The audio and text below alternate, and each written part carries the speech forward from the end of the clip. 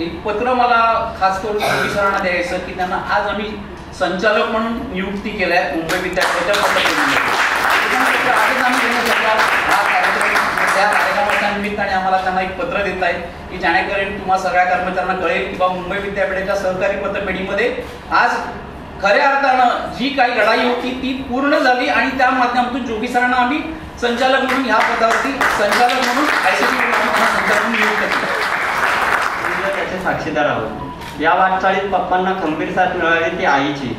पप्पांनी ऑफिसच्या कामाला अक्षरशः वाहून घेतलेले असल्याचा कधी कधी आईला त्रास व्हायचा.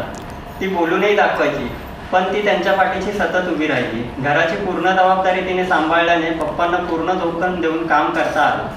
तसंच त्यांच्या या प्रवासात मिळालेल्या इतर अनेकांच्या मदतीशिवाय हे शक्य झाले नसते. पण तरीही एका सेल्फ मेड मॅनची ही गोष्ट आहे. आज आम्ही भावंड जे काही आहोत ते केवळ आई पप्पांच्या संस्कारामुळे. त्यांच्यामुळेच आम्हाला चांगली माणसं जोडायची व नातेसंबंध टिकवण्याची सवय लागली आणि माणूस म्हणून जगण्याचीही. आमची परिस्थिती नसतानाही आई पप्पांनी किती जणांना कोणत्या स्वरूपात कशा प्रकारे मदत केली हे पटकन मोजताही येणार नाही.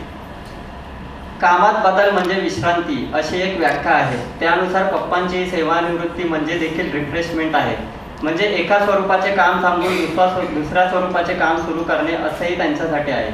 पुढे काय करणार असा प्रश्न सगळेच त्यांना विचारत असतील. त्यानुसार करिअरच्या पुढच्या टप्प्याबाबत वेगवेगळ्या कल्पना पप्पांच्या विचारधीन आहेत व त्या दिशेने त्यांची वाटचाल सुरू आहे. आयुष्याच्या प्रत्येक वळणावर पप्पा तुमच्या आयुष्यात आनंद यावा, या पुढचा प्रवासही हसरा व आनंद देणारा असावा. आपणास सेवानिवृत्तीच्या खूप खूप शुभेच्छा.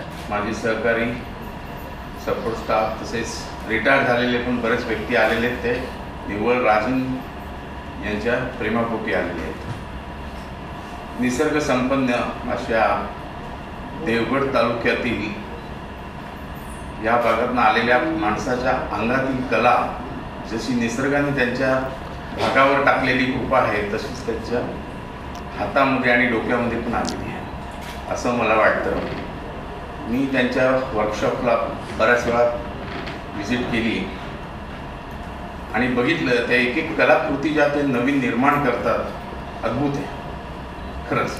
आणि त्यांचं जे इथलं कार्य आहे, त्यांची सिन्सिअरिटी, हार्डवर्किंग, सगळ्यांशी मिळून मिसळून वागण्याचा स्वभाव, कुणाला नाही म्हणायचं नाही, हे गुण त्यांच्यातले रिटायरच्या वेळी आपण इतरांनी पण ती घ्यावेत असं मला वाटतं. तसेच त्यांच्यामध्ये अजून एक गुण आहे म्हणजे दुसऱ्याला त्यांना अवगत असलेल्या कलेचं देणं. माझी मुलगी त्यांच्या वर्कशॉपला 8 दिवस जाऊन तिच्याकडनं मूर्ती घडवून घेतली हे मला खरोखर आनंदाची माझ्या आयुष्यातली फार मोठी घटना होती. तसेच आमच्या वसतिगृहामध्ये त्यांनी वेळोवेळी आमच्या गणेशोत्सवाकरता मूर्ती लास्ट मिनिटला पण ऑर्डर देऊन त्यांनी शाडूच्या मातीच्या मूर्ती बनवून दिल्या. तसेच माझे जे त्यांच्याशी संवाद झाला की आता पुढे काय करणार, त्यांना तर ते गणपतीचं वर्कशॉप तर आहेच, तसंच माझं काही बोलणं झालं आता फायबर पॉलिमर कंपोजिटच्या काही कलाकृती तयार करायचं त्यांनी विचार करावा अशी माझी त्यांना विनंती आहे. आत्ताच आपल्या संस्थेच्या समोर नवीन नेमप्लेट बसवण्यात आलेली आहे. त्याच्यावर मला एक डिझाईन करायचं आहे. ते फायबर पॉलिमर कंपोजिट्समधले beaker, test tube, distillation column असे एक म्युरल. मी राजन काकांशी बोलेल तसेच मी पंडित सरांशी पण बोलेल, कारण दादरच्या स्विमिंग टँकमध्ये एक म्युरल बनवलेलं आहे ते अप्रतिम आहे. तसंच जर आपल्या केमिकल संस्थेमध्ये ज्या जे डिपार्टमेंट्स आहेत त्यातले काही घटक उचलून फायबर पॉलिमरचं असं म्युरल त्या नावाच्या वर केलं कलरफुलमध्ये तर ती खरोखर एक चांगली कलाकृती आणि लोकांना आवडेल असं मला वाटतं. माझं रफ स्केच तयार आहे. मी सरांशी आणि राजनशी बोलेलच. तसेच राजन काकांना जर याच्या पुढे मोठ्या कलाकृती करणं जर जागेची काही कमतरता भासली तर त्यांनी मला भेटावं. मी त्यांना ऑलरेडी सांगितलेलं आहे. आणि खरोखर मोठ्या कलाकृती करा आणि पुढे जा आणि त्यांना उर्वरित आयुष्य तब्येतीच्या दृष्टीने आणि इतर सर्व दृष्टीने सुखाचे जावं हीच ईश्वर प्रार्थना. थँक्यू. म्हटलं ठीक आहे चालेल. तासाभरामध्ये बॅनर त्यांनी करवून घेतला आणि त्यांनी आज मी पाहतो तर इथे लागला आहे तो बॅनर. तर त्याची कार्यतत्परता मला या ठिकाणी म्हणजे वाखाणण्यासारखी आहे, सांगायचं आहे. पंडित सरांना शुभेच्छा कुलगुरुपदी नियुक्ती झाल्याबद्दल.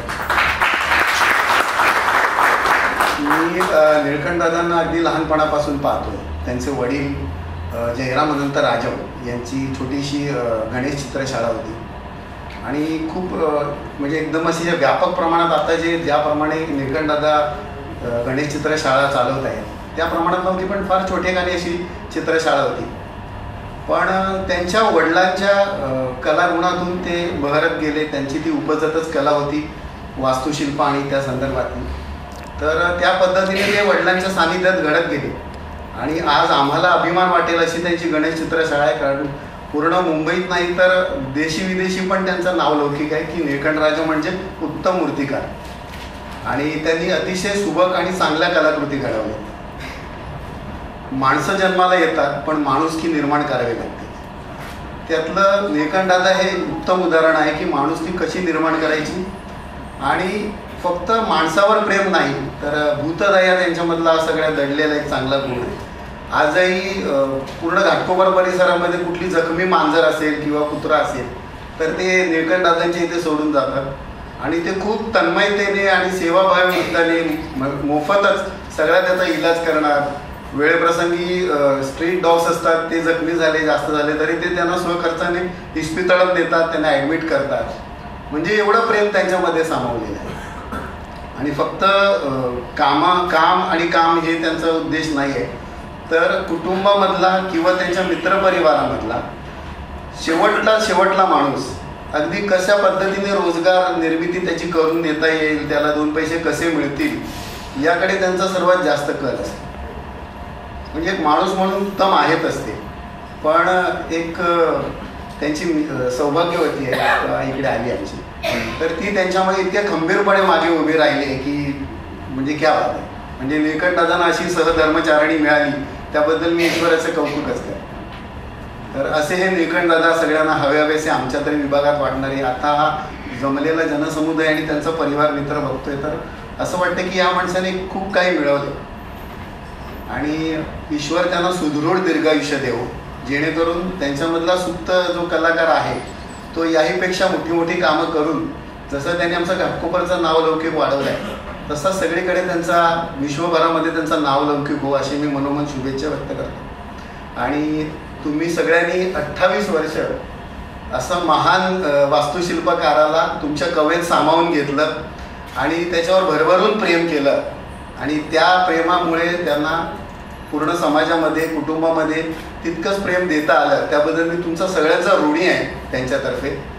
आणि एकदा जोरदार टाळ्या झाल्या पाहिजे अशा व्यक्तिमत्वासाठी. प्राध्यापक Aniruddha Pandit sir, dean HRD sir, Adudekar sir आणि टेक्स्टाईल विभागाचे प्रमुख काळे सर, तसंच आजचे कार्यक्रमाचे सत्कार मूर्ती निळकंठ आदर सर.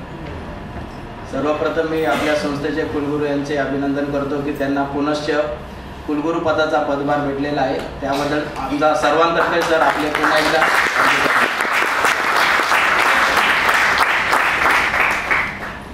निळकंठ राजम साहेब यांच्याबद्दल बोलायचं झालं तर म्हणजे शब्द कमी पडतील, पण मी आपल्या सर्वांचा थोडाच वेळ घेणार आहे.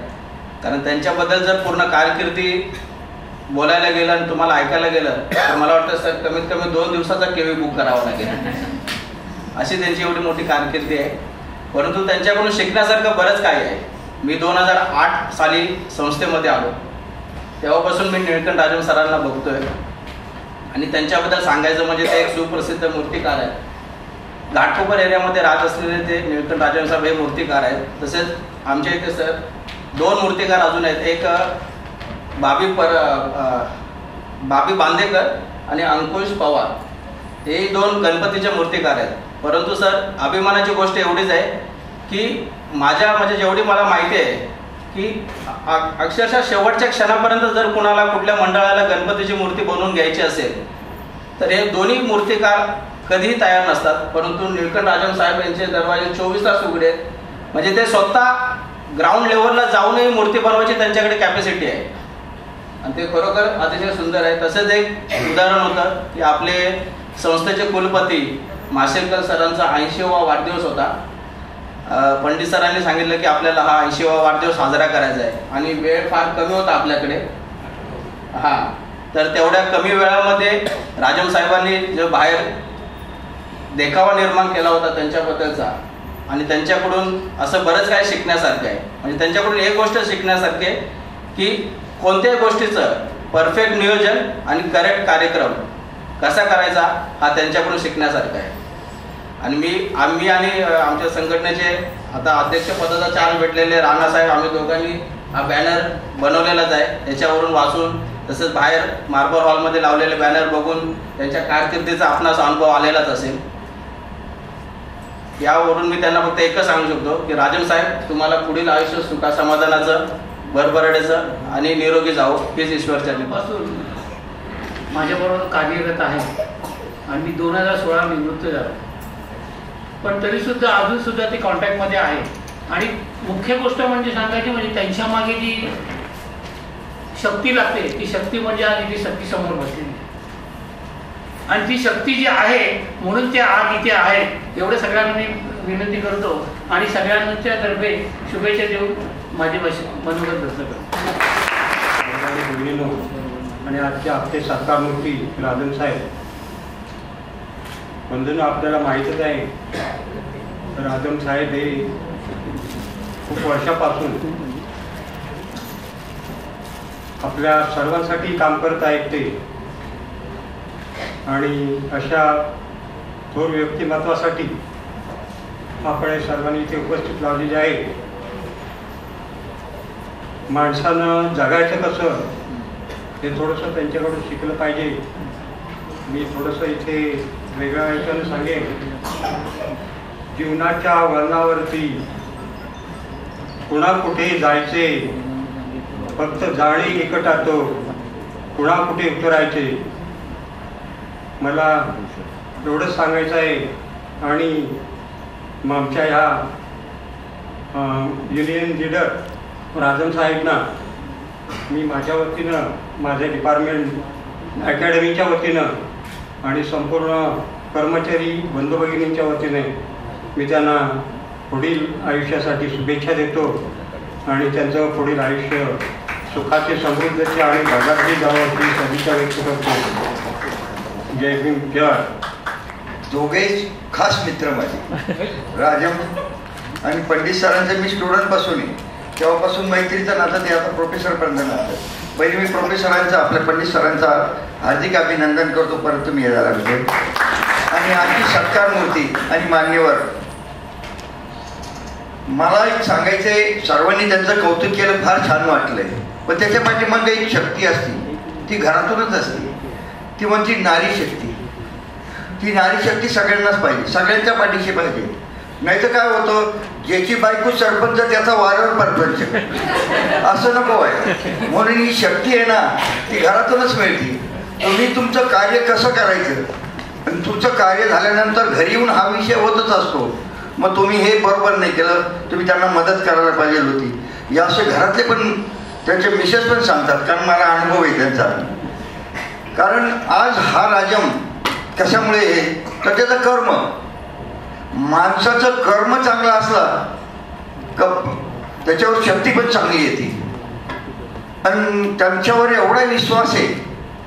आता त्यांचेच वरिष्ठ इथं बसलेले, नुसतं काही काम आलं राजमला सांग, राजमला सांगितलं म्हणजे काम 100% होणार, ही त्यांना पूर्ण खात्री असते. जेव्हा हा आपण संस्थेत काम करतो, जेव्हा आपला विश्वास दुसऱ्याला 100% येतो, तेव्हा तो 95% तरी काम करायचं तयारीत असतो.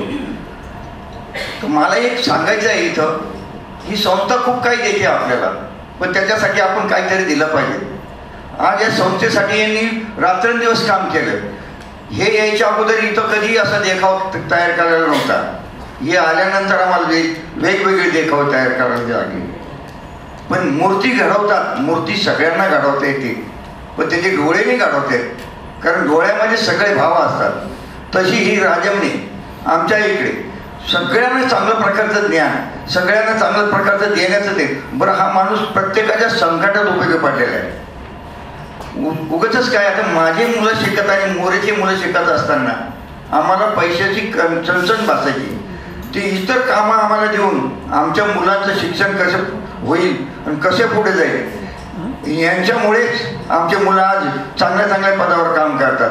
तर आपणही आपल्या सहकार्याकडून काय रिटायर व्हायच्या अगोदर या संस्थेसाठी चांगलं काम कसं करता येईल, म्हणजे आपली संस्था कशी पुढे जाईल. कारण या संस्थेचा जो व्याप वाढलेला आहे, 1 नाही 2 नाही 3 संस्था झाल्या, 3 ठिकाणी काम करायचं. उद्या तिकडचे जालन्याचेच लोक म्हणले तर आम्ही इथे येऊ ट्रेनिंगला येऊ, तर तुम्ही काय ट्रेनिंग द्या.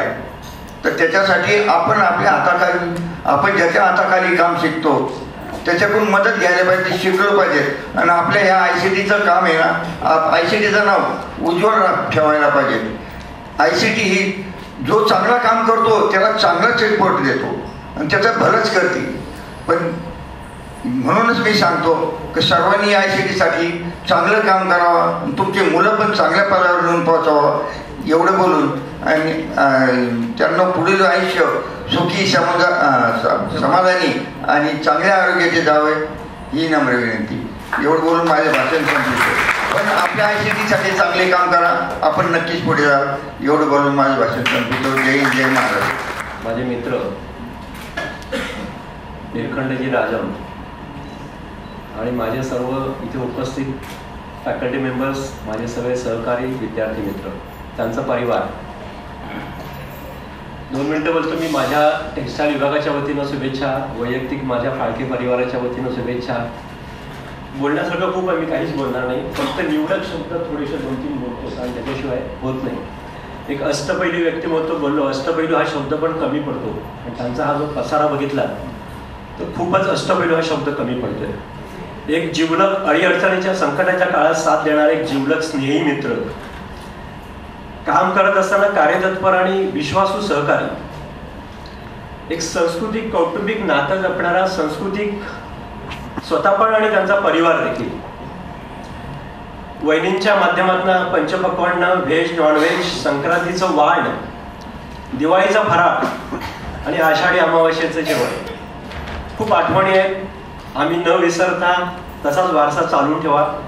कलेच्या कल्पकतेतून विविध थीम्स जपणारा कलावंत, वडिलोपार्जित वारसा जपत, रांगोळीच्या विविध रंगछटेतून जीवनाचा व्यक्तिभाव रेखाटणारा रांगोळीकार, कवितेच्या माध्यमातून काव्यमय जीवन रेखाटणारा कलाकार, कवी, वैयक्तिक जीवनात खूप मेहनती, सतत धावपळीत, संस्थेसाठी, कुटुंबासाठी आदर्श व्यक्तिमत्व, कलाक्षेत्रात, सार्वजनिक जीवनात विविध पारितोषिकं, जबाबदार पदं, त्याला योग्य न्याय, सुप्रसिद्ध मूर्तिकार, गुणवंत कर्मचारी, इस्मा पुरस्कार आणि याच्या सगळ्यातून त्यांच्या कार्यशैलीचं प्रतीक येतं. मी माझा एक जिवलग स्नेह म्हणून त्यांना, आता त्यांचा परिवार, मला वाटतं त्यांचे मित्र, आता भूषणदादा बोललेच, सगळी लोक बोललेत, मी त्याच्या बाबतीत काहीच बोलत नाही. मी त्याचे निवडक शब्द वेचले आणि त्यांना रिटायरमेंटच्या खूप खूप शुभेच्छा, कोटी कोटी शुभेच्छा, धन्यवाद देतो. चांगला जीवन प्रवास हो. वैसे मैंने राजम सर को पहली बार मैं लाइव देख रहा हूँ. अभी तक मैंने सिर्फ उनके बारे में सुना है, मैंने अभी तक उन्हें देखा भी नहीं, आज पहली बार मैं देख रहा हूँ. और मुझे उन पर कविता बोलने के लिए कहा गया. जो जितना मैंने उनकी बेटी से उनके बारे में सुना है, तो उस पर मैंने छोटी सी कविता लिखी है, वो मैं बोलता हूँ. बिना देखे किसी भी कविता लिखी जा सकती है. ये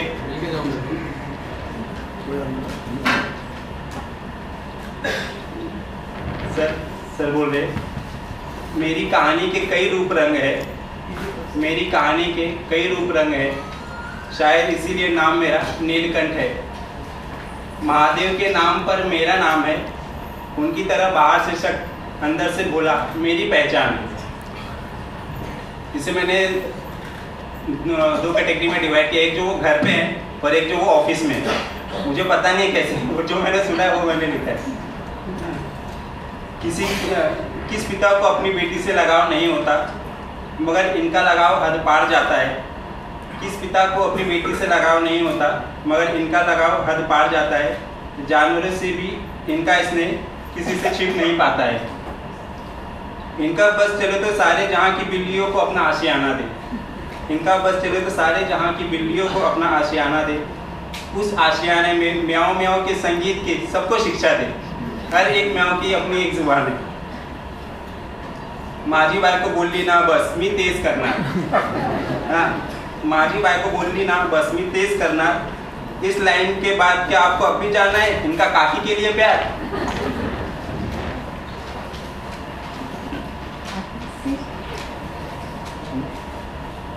पोता पोतियों के लिए प्यार भी बहुत ज़्यादा ही इनको है। पोता पोतियों के लिए प्यार भी बहुत ज़्यादा ही इनको है। सूद से ज़्यादा ब्याज अच्छा लगता है, यह कहावत भी कहाँ गलत है। शॉन शियोना भी अब इनसे खेलने लगे हैं। इनके पोता पोती शॉन शियोना भी अब इनसे खेलने लगे हैं। दादा कार टुटली मासी थाम घेऊन येते ये भी कहने लगे हैं। हर पैराग्राफ में आपने एक चीज़ कॉमन पाया। हर पैराग्राफ में आपने एक चीज कॉमन पाया। कैपिटल लेटर में मोहब्बत, मोहब्बत, स्नेह, प्यार नीलकंठ काका का दूसरा नाम कहलाया। घर से निकलकर अब ऑफिस आते हैं। अभी घर की बात है। घर से निकलकर अब ऑफिस आते हैं, जिसे हम अपना दूसरा घर कहलाते हैं। राणे काका और फाल्के काका इनके रूह कहलाते हैं। इन दो शख्स के साथ वह अपना पूरा दिन खूबसूरत बनाते हैं। इन दो शख्स के साथ वह अपना पूरा दिन खूबसूरत बनाते हैं। दिल की हर बात बस इनसे साझा कर पाते हैं। कला के जादूगर है, हाथों से क्या क्या बना जाते हैं। कला के जादूगर है, हाथों से क्या क्या बना जाते हैं। नए नए बच्चों का भविष्य बना जाते हैं।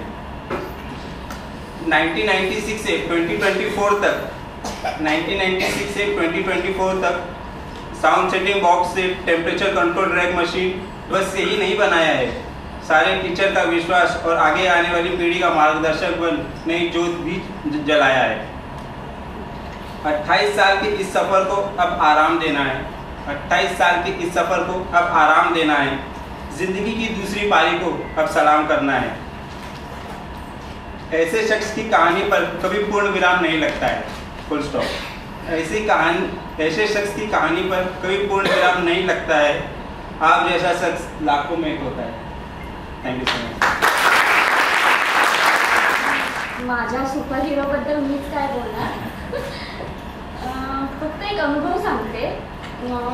कोविड होतं 2020 मध्ये आणि पप्पांचा एक शॉप होतं पेनला, ज्याला संपूर्ण आग लागलेली आणि काहीच राहिलं नव्हतं तिकडे. म्हणजे पप्पांचं लाखोचं नुकसान झालेलं. पण त्या परिस्थितीतही मी त्यांना कधी हारताना बघितलं नाही. म्हणजे त्या शून्यातूनही आज त्यांनी पुन्हा तेच आणि तसंच विश्व निर्माण केलं. मला त्यांच्याकडून हेच खूप शिकण्यासारखं वाटलं की आपल्याकडे काहीही नसेल तर त्या शून्यातून विश्व कसं निर्माण करायचं हे मी त्यांच्याकडून शिकले. आज मी HN रिलायन्स हॉस्पिटलमध्ये असिस्टंट मॅनेजर आहे. पण जसं पोद्दार सर म्हणाले की राजम साहेबांना सांग म्हणजे 100% काम होईल, तसं मला आता तिथे बोललं जातं की गौरी राजमला सांगा म्हणजे 100% काम होईल. तर आज मला ते अनुभव आला की हा पण मला त्यांच्याकडून. बाकी सेवानिवृत्ती वगैरे फक्त एक कारण आहे. पुढे तर ते अजूनही तसे ICTचे एक भाग असणार आहेत. त्यांना शुभेच्छा.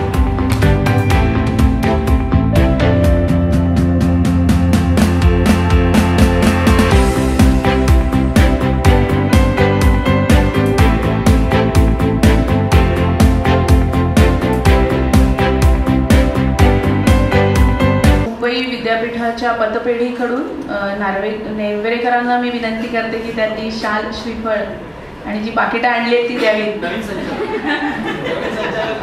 नवीन संचालकांना पण सांगते मी.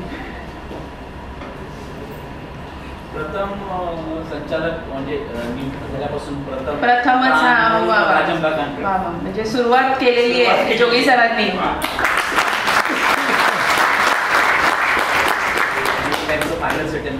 बस तो महत्वाचा आहे. काकू बघतायत किती काय पाकिटं जात आहेत, त्याबद्दल त्यांचं मनपूर्वक अभिनंदन.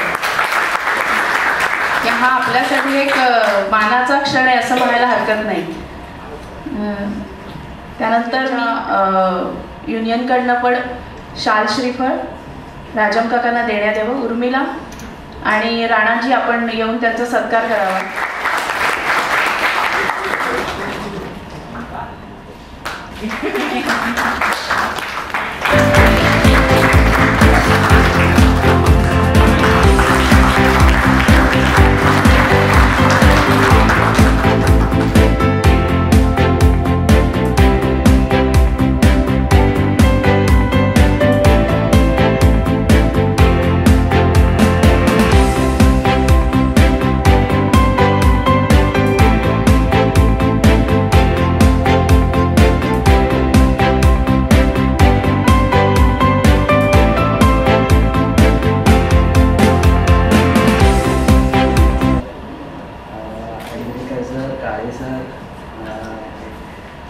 सर, सर्वदे सर, माझे जुने सहकारी आलेले आहेत, राणा आहेत, फाळके आहेत, शिरगावकर, माझे सर्व सहकारी स्थायी अस्थायी कर्मचारी आणि ते आवर्जून आमच्या काळे मॅडम उपस्थित राहिलेले आहेत तिथे. माझ्या मोठ्या भावाच्या मिसेस सुद्धा आलेल्या आहेत, आमचे भूषणदादा आहेत आणि सर्व सहकाऱ्यांना धन्यवाद देतो की आज सगळ्यांनीच गुणगौरव चांगल्या पद्धतीने केला, परंतु खरोखरच मी त्याबद्दल सगळ्यांचा आभारीच आहे. परंतु मी हे करू शकलो म्हणजे आज मला संस्थेने खूप काही दिलं आहे. ज्यावेळेला 96ला लागलं होतं तेव्हा फार हालाकीची परिस्थिती होती, पण संस्थेत मी इथे रुजू झाल्यापासून संस्थेने भरभरून दिलं आणि संस्थेचं इमाने इतबारे काम करत असताना जे प्राध्यापकांनी ज्या ज्या गोष्टी मला सांगितल्या, ज्या ज्या स्टुडंट्सना जे एक्सपेरिमेंट करताना ज्या ज्या अडचणी येत होत्या त्या त्या अडचणी निवारण करत असताना जो मला सर्व प्राध्यापकांनी, मग अनिगलेकर सर असो, प्राध्यापक आमचे तेली असतील, शुक्ल असतील, काळे असतील, ह्यांनी जो फ्रीडम दिला, पैशाचा पण फ्रीडम दिला सर आणि वेळेचा पण फ्रीडम दिला की मला ती मर्यादाच ठेवली नाही त्यांनी की कोणतं काम करायचं असेल तर तुला ज्या वेळेला करायचं असेल त्यावेळेला तू पैसे सांगायचे, पैसे मला जेव्हा पाहिजे तेव्हा मिळत होते. आणि म्हणून मी आज जवळजवळ 17-18 मशिनरी आणि जो आमच्या वस्त्र प्रक्रिया विभागामध्ये जे काही बदल करू शकलो मुलांसाठी, विद्यार्थ्यांसाठी, कारण माझं एकच ध्येय होतं. माझे वडीलही शिक्षक होते आणि मला एका प्रकारे त्याच पद्धतीचा एक नोकरी या ठिकाणी लागली आणि मला तो खूप आनंद हे झाला की शिक्षकांशी आणि विद्यार्थ्यांशी वेगवेगळं काम करताना जी समाधान वाटत होतं ते सर्वात मोठं समाधान होतं मला. त्याच पद्धतीने मला आमच्या वस्त्र प्रक्रिया विभागातील आमचे जुने जेवढे सहकारी आहेत त्या सहकाऱ्यांनी आणि आत्ताचे नवीन स्थायी अस्थायी सर्व सहकाऱ्यांनी खूप मदत केली, खूप, कारण हे माझ्या एकट्याने शक्य नव्हतं, त्यांच्या मदतीमुळेच मी हे सगळं करू शकतो. तसंच मी 2.5 वर्ष माझा अध्यक्षपदाचा कार्यकाल आज पूर्ण करतो आहे आणि मला माझ्या जे कार्यकारी मंडळातील असतील, माझे सभासद असतील, माझे सर्व स्थायी अस्थायी कर्मचारी असतील, ह्यांनी जे प्रेम दाखवलं त्याबद्दल त्यांचा मी ऋणी आहे आणि असंच यापुढेही माझ्या वरती प्रेम ठेवावा हीच भावना आहे माझी. 1-2 मिनिटं मी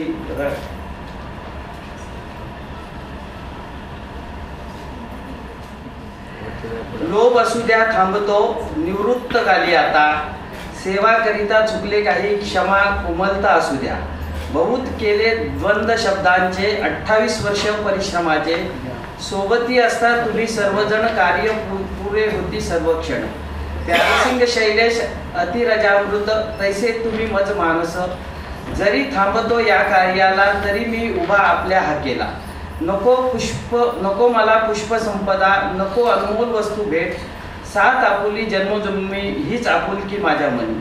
धन्यवाद. इथेच थांबतो. डॉक्टर काळे सरांना विनंती करते त्यांनी 2 शब्द बोलावेत राजन काकांनी.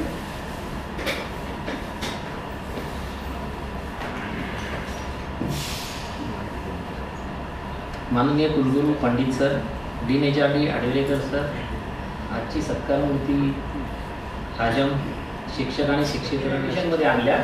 बऱ्याचशा वस्तू किंवा एखादं प्रॉडक्ट आम्ही त्याला दाखवलं आणि त्याला जस्ट आयडिया दिली की हे आपल्याला असं असं करून पाहिजे, तर तू मला मशिनरी बनवून देशील का.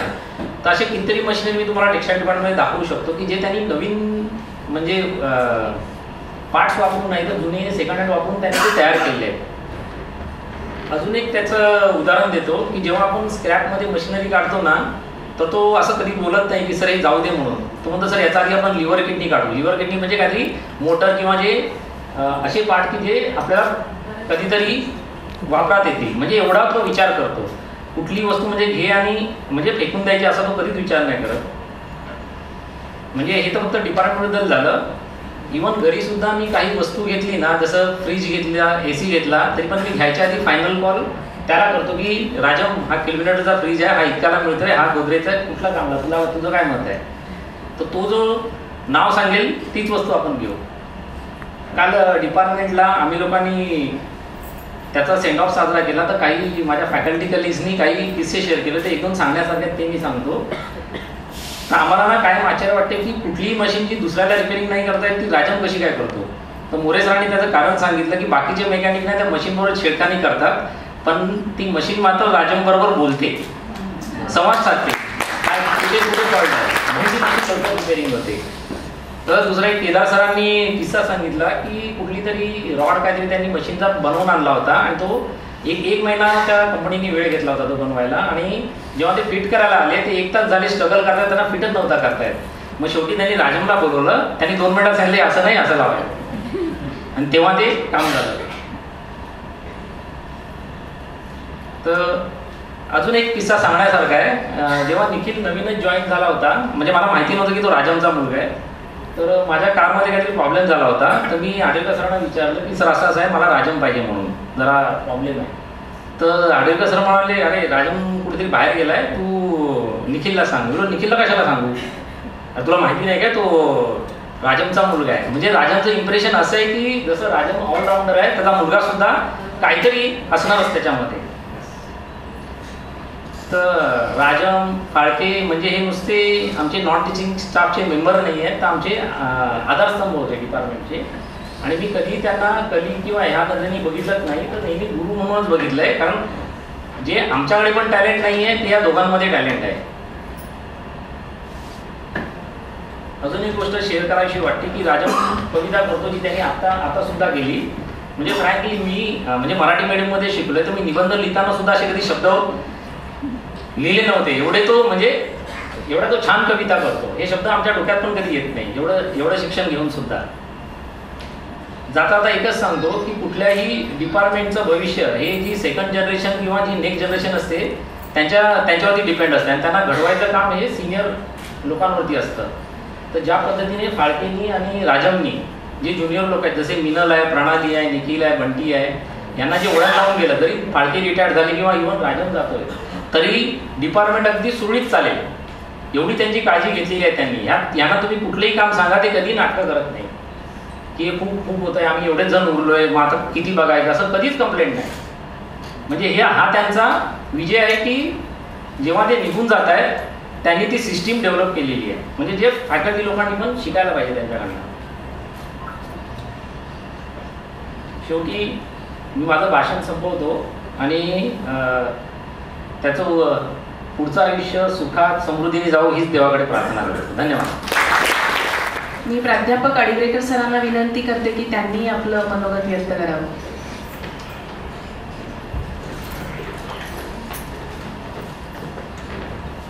माननीय पंडित सर, आजचे उत्सवमूर्ती राजम,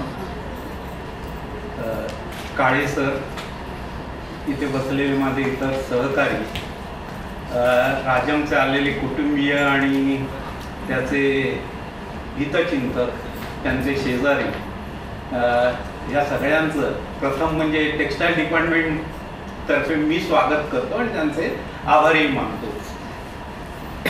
बोलण्यासारखं म्हणजे काल मी भरपूर बोललोय आणि ते बोलताना ना मला काहीच वाटत नव्हतं, आणि मी त्याची सुरुवात ही केली होती की केव्हा केव्हा बोलायची वेळ येते आणि आपल्याला चिंता असते की मी खरं बोलू की खोटं बोलू.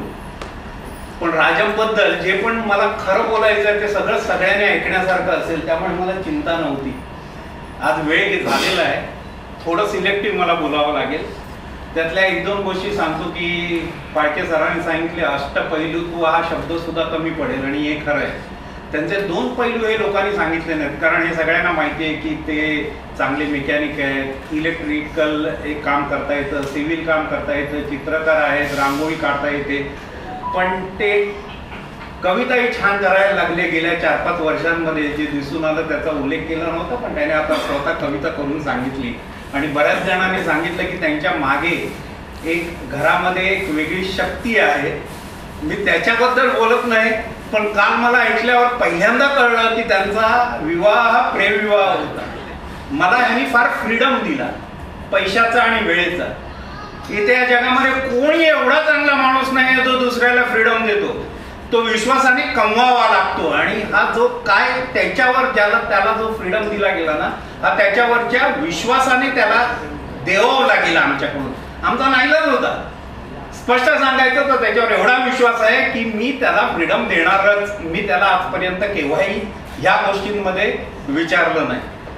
मी असं भरपूर बडबडत राहू शकेन, पण जे मला थोडंसं एक सांगायचं आहे, जे माझ्या सगळ्या कर्मचारी वर्गाला पण सांगायचं आहे की ह्या माणसाचा प्रवास हा आपण यशस्वी प्रवास असं म्हणू शकतो. रादर ही म्हणजे आपण इथे केव्हा तरी एखादा चॅप्टर किंवा एखादा अध्याय वगैरे म्हणतो, पण ही एक यशोगाथा आहे. आणि त्याच्यामध्ये कुठलंही असं फार मोठं औपचारिक शिक्षण त्याच्या मागे नसताना त्याने हे सगळं मिळवलेलं आहे. आणि ह्याच्या मागे त्याचा फक्त एक ॲटिट्यूड, म्हणजे एक विचारधारा आहे, हा जो गुण शिकण्यासारखा आहे की प्रत्येक माणसाने ठरवायला हवं की माझ्याकडनं ज्या अपेक्षा आहेत त्याच्यापेक्षा मला काहीतरी अधिक द्यायचं आहे. सर्वसाधारण आज जो या समाजामध्ये जो भाव जाणवतो तो म्हणजे मला हा इतका मोबदला मिळतो, ह्या मोबदल्यापेक्षा जर का थोडंसं मी कमी काम केलं म्हणजे मी जास्त कमवलं. मी परत एकदा सांगतो, मला असं म्हणायचं आहे की जर का मला रोजगार 100 रुपये मिळत असेल आणि जर मी 80 रुपयाचंच काम केलं म्हणजे माझा 20 रुपयाचा फायदा झाला. हा जनरली वाढत जाणारा ॲटिट्यूड आहे. आणि राजमबद्दल मी अगदी प्रामाणिकपणे सांगू शकेन की या माणसाने आजपर्यंत एकदाही, मी बरेच वर्ष HOD होतो, मी बरेच आता 3-1 वर्ष डीन HR पण आहे, पण हा माणूस माझ्याकडे एकदाही आला नाही की हा माझा मोबदला किंवा मी हे केलं होतं, तुम्ही मला ह्याचं बक्षीस नाही दिलं किंवा मला ह्याचा मोबदला नाही दिला. आणि ह्या सगळ्याचा परिणाम हा होतो की तुम्ही एवढे पुढे जात राहता की तुमच्या कॉम्पिटिशनमध्ये कोणच येत नाही. आणि या सगळ्यांमुळे तुम्हाला विश्वास जिंकता येतो. तुमचे वरिष्ठ तुमच्यावर प्रेम करायला लागतात, आणि तुमचे जे फॉलोअर आहेत, जे काळे सरांनी सांगितलं की आम्हाला शिस्त बसवावीच लागली नाही, कारण त्यांनी सगळ्यांना ट्रेन केलं. आज जर आपण बघतोय तर फाळके आलेले आहेत, तिथे रवी आलेले आहे, काल प्रकाश आलेला होता, आज सुजाता मॅडम तिथे आलेले आहेत, शिवराम परिटी आलेला आहे. आणि हे सगळं त्यांनी कुठे ना कुठेतरी अपेक्षेपेक्षा, आमच्या अपेक्षेपेक्षा जास्त दिलं, म्हणून हे सगळं प्रेम आहे. तर ह्याच्यामधून त्यांनी बराच मोठा संदेश आपल्या सगळ्यांना दिलेला आहे की माणसाने खरंच कसं वागावं. मला वाटतं मी थांबतो, कारण हा प्रोग्राम खूपच जास्त लांबलेला आहे आणि अजून पंडित सरांनी बोलायचं आहे. मला हेही सांगावं असं वाटत नाही आहे की त्याच्या पुढच्या कारकिर्दीसाठी मी शुभेच्छा वगैरे देईन, कारण मला माहिती आहे की उज्ज्वलच असेल. कारण त्या माणसाचा सिद्धांत हा होता, म्हणजे एका प्रसिद्ध व्यक्तीने सांगितलं होतं की मी अर्धा दिवस काम करतो. आपल्याला फार बरं वाटतं, म्हणजे कामाचे अर्धा दिवस, पण त्या माणसाला असं म्हणायचं होतं की मी एक तर सकाळचे 12 तास काम करतो किंवा रात्रीचे 12 तास काम करतो, 8 तासातला अर्धा दिवस करत नाही. पण राजमबद्दल मी हे सांगू शकेन की जो माणूस 24 तास कामाचा विचार करतो, 24 तास काम करतो, हा त्याच्या शेवटचं वर्ष असताना सुद्धा ज्या वेळेला दसऱ्याच्या दिवशी पूजेच्या वेळेला मी सकाळी आलो त्यावेळेला मला राजमच काम करताना सापडला. तो त्याच्या रांगोळ्या वगैरे पूर्ण करत होता, आणि म्हणजे तो उत्साह अवर्णनीय आहे, तो लागण होण्यासारखा आहे. आणि आज आम्हाला खरंच एक पोकळी निर्माण झालेल्यासारखं वाटतं की उद्या मी बेल मारल्यावर मला बोलायचं असतं कोणासाठी तरी, काम कोणाला तरी सांगायचं असतं, पण मी केव्हाच विचार केला नाही, आपसुकपणे तोंडातून शब्द येतो, राजम आहे का? समोरच्या माणसाने जर सांगितलं की राजम नाहीये तरच मी दुसऱ्या माणसाकडे वळतो, नाहीतर काम कुठलंही असो. राजमला सांगितलं की मला माहिती आहे की मला परत जाऊन हे करायचं नाहीये, आणि जो काय आमचा डायहाऊस आहे, जो आमच्या टेक्स्टाईल डिपार्टमेंटचा आत्मा आहे, ही थोडीशी वेगळी टेक्नॉलॉजी आहे.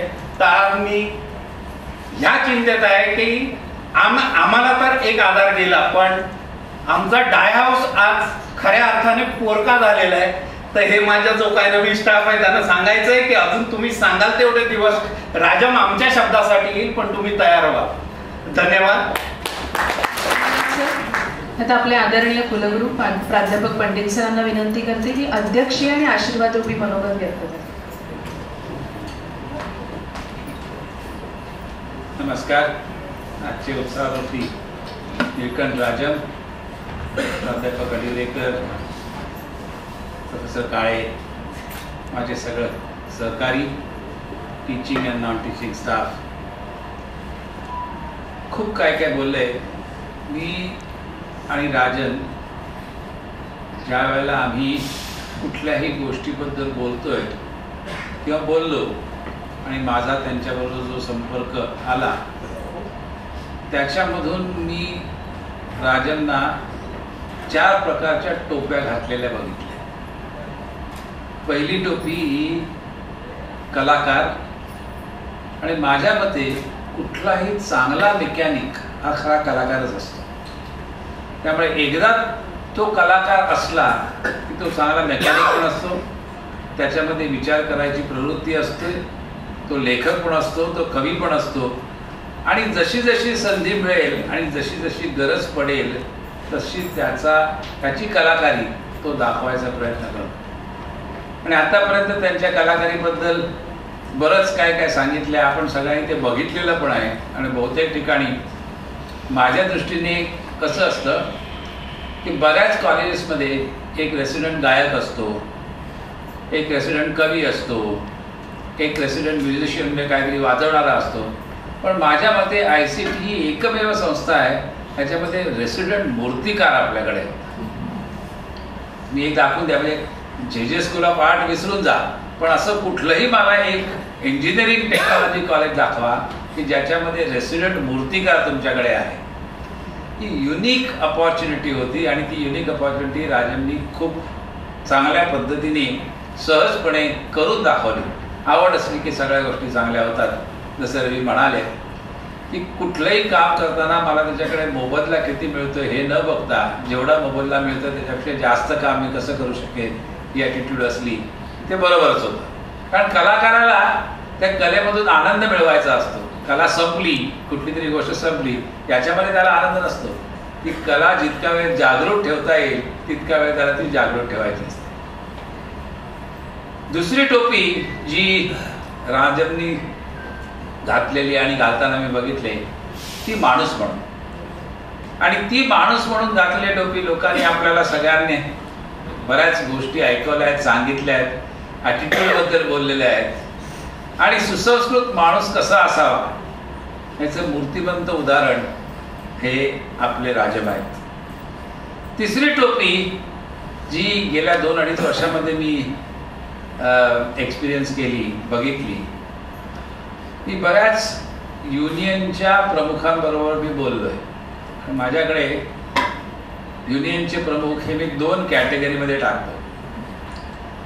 एक प्रमुख असतात त्यांच्या दृष्टीने कंपनीचं, इन्स्टिट्यूटचं काही वाटोळं झालं तरी चालेल, पण माझ्या युनियनचं मी काहीतरी केलं, त्यांना काहीतरी मिळवून दिलं, असं असतं. दुसऱ्या प्रकारचे जे युनियनचे लीडर असतात ते युनियन लोकांना दाखवून देतो की नेता असण्याची जरुरी काय आहे, नेता असणं म्हणजे काय आहे, सगळ्यांना घेऊन कसं आपल्याला जाता येईल.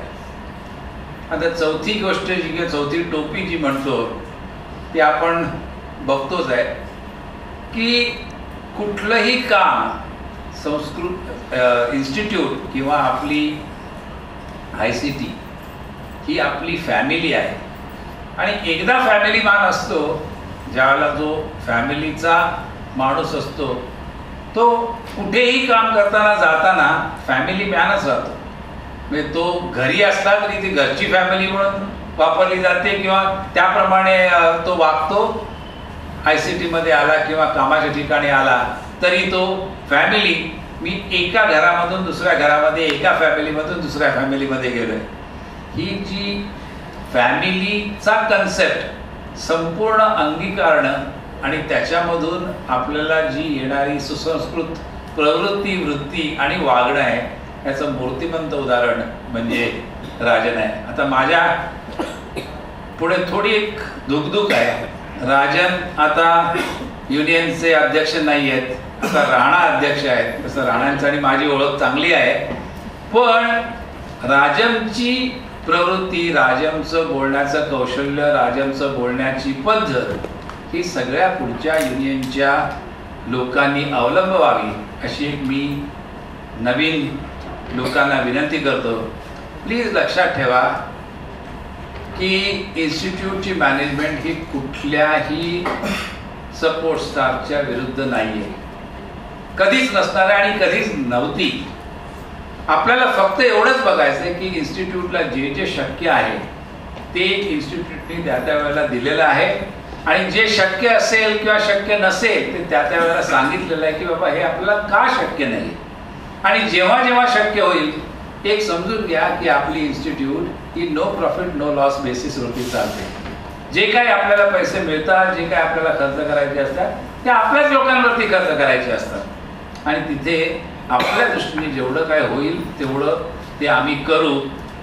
हे जाता जाता मी राजमला सांगून देतो, म्हणजे त्याच्या मनातली धास्ती पण थोडी कमी होईल. आणि शेवटची गोष्ट आहे, आपण काय राजमला विश करणार. बाप्पाचा मोठा त्याच्या डोक्यावरती कित्येक वर्षापासून चालत आलेला हात आहे. आपण काहीही नाही केलं तरी बाप्पा आहे, तो बाप्पा बघून घेणार की राजमचं यापुढेही तसंच भलं होत राहणार. नमस्कार.